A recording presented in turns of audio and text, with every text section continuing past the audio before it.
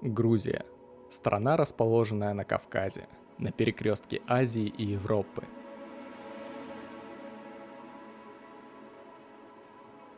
Крепость Ананури – одна из самых популярных достопримечательностей страны.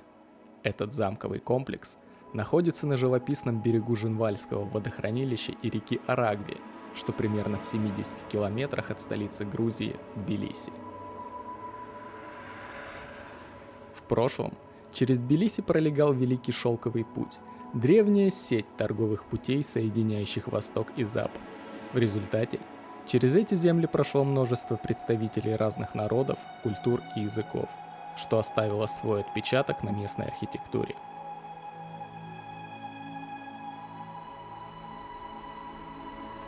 С 13 по 18 век крепость Ананури служила главным опорным пунктом на пути к столице аракского эриставства Душетти и находилась на стратегически выгодном месте, с одной стороны водохранилища, с другой горы. Поэтому именно тут была построена первая башня крепости для защиты от захватчиков, идущих со стороны Дарьяльского ущелья. Впоследствии застройка разрослась и превратилась в полноценную крепость, которая при набеге неприятеля служила надежным укреплением и прикрытием для отступления местных жителей в горы. Словом Эристави назывался правитель княжества в период раздробленности Грузии и уже позже превратилась в фамилию в ряде регионов. Так что если вам встретится грузин по фамилии Эриставов, это скорее всего потомок княжеского рода. Время постройки Ананури доподлинно неизвестно. Первые письменные упоминания об этом комплексе относятся к 17 веку. Однако археологические раскопки показали, что уже в 13-14 веках здесь было городище. До наших дней в крепости сохранились колокольня, водохранилище, кольцевая стена с башнями и несколько церквей. В прошлом крепость Ананури была гораздо больше по площади, с дополнительными охранными башнями и рядом стен. Дошедший же до наших дней верхний замок или цитадель сохранил весь периметр оборонительных стен с несколькими сторожевыми башнями, под защитой которых разместились 3 церквушки и башня-прародительница всего крепостного сооружения. Она с пирамидальной крышей из черной черепицы. Спасский храм или храм Девы Марии – самая старая и маленькая церковь в крепости. Время ее постройки точно неизвестно. Это или конец XVI, или начало XVII века. В ней покоятся останки Эдишера, брата Эристава Атара. В 1660 году по просьбе царя Вахтанга VI он вместе с братьями зарубил саблями своего дядю, за что получил придворную должность главного судьи. Успенский храм был построен арагвийским Эриставом Бардзимом в 1689 году, о чем говорится в длинной надписи молитве на южной стене храма.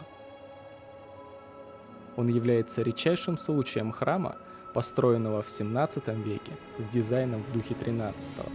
Таких храмов на всю Грузию не более 3. Стены храма богато украшены каменной резьбой, а его архитектура совершенно не свойственна храмам той эпохи. На рубеже 17-18 веков в церкви появились фрески.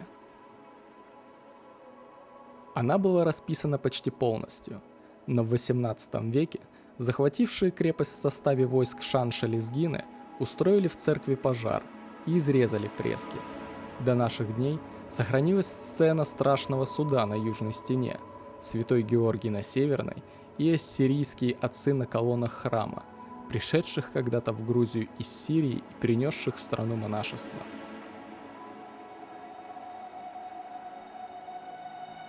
Лучше всего сохранился старинный алтарь, созданный в начале XIX века русскими мастерами. На территории этой церкви находится ряд захоронений арагвийских эриставов и священников. Расположенная внутри крепостных стен колокольня построена одновременно с Успенским храмом. Под колокольней расположен подземный ход, некогда ведший прямо к реке. За всю историю этот замок видел столько сражений, что чудо, что он сохранился до наших дней. Одна из самых драматичных страниц истории крепости случилась в 1739 году, когда вся страна погрязла в феодальных войнах. Местный арагвийский Эристав Бардзим воспользовался отъездом своего соседа и похитил его семью, когда та направлялась в Кахетию через его земли. Немногочисленная свита была разбита, молодая жена брата ксанского Эристава Шанша похищена, а слуги и воины пленены.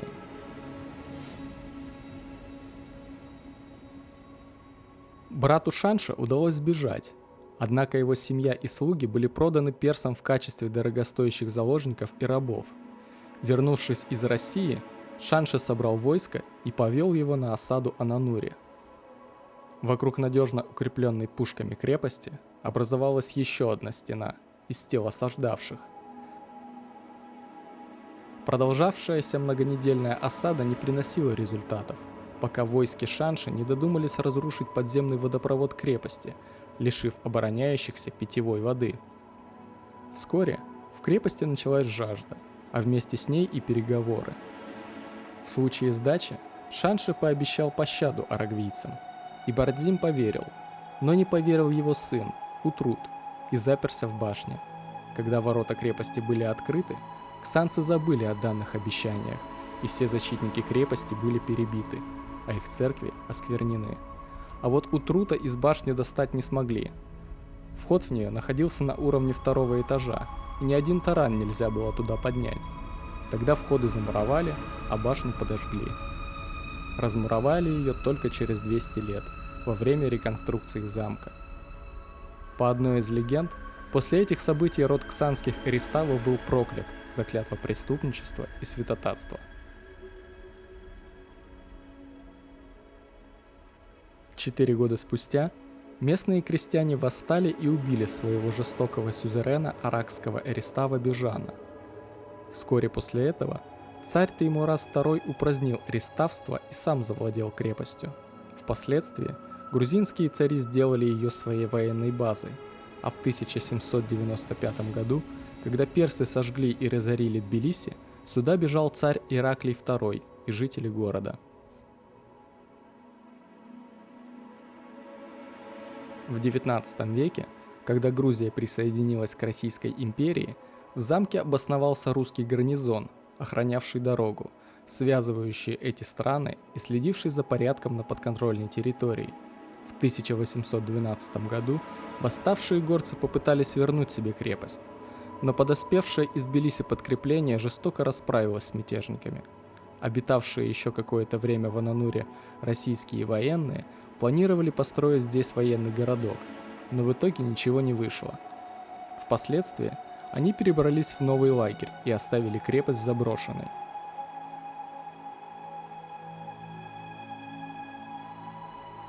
После ухода русских военных крепостные сооружения остались без присмотра, и крепость пришла в запустение. Вплоть до 1930-х годов. Тогда здесь начались масштабные археологические исследования и раскопки. Первым официальным российским туристом крепости был Александр Сергеевич Пушкин. Он посетил ее в 1829 году, пройдя пешком больше 45 километров от Пасанаури до Душетти всего за один день. Примерно в 1980 году советское правительство решило построить здесь гидроэлектростанцию, для чего крепость Ананури нужно было разрушить. Народ Грузии начал протестовать, и, к счастью, им удалось спасти крепость.